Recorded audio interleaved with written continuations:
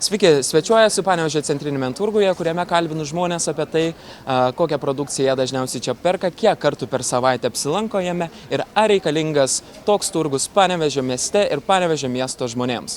Labai smagu ateiti, iš tikrųjų randu tai, kas reikalinga, nes labai mėgstu palaikyti augintojus, tai dėl to, ko gero, čia ir lankausi. Pasirinkimas didelis, kainos normalios, kaip nesidžiaugsi. Kiek kartų per savaitę čia apsilankot? Vasaros metu skaitykim, kas 2-3 dieną. Žiemą ne. Į savaitę kokią kartą panašiai.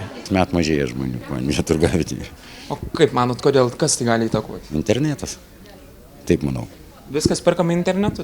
Daugiausiai jaunimas internetu perka. Tai visgi renkatės Panevėžį vien tik todėl, kad Anykščiuose kažkiek mažiau galima tos... Taip. Nieko nėra taip.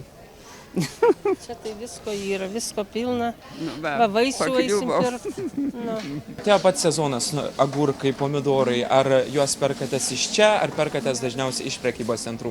Visai būna, žinok.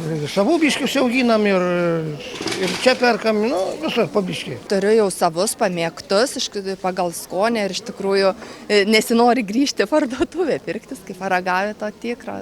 Tai ar galim džiaugtis, kad Panevėžys turi tokį didelį centrinį turgų? Šlovė Panevėžė. Aš pats grynas panevėžietis, ir mano pažįstama moteris koinėm prekiauja čia labai gerai.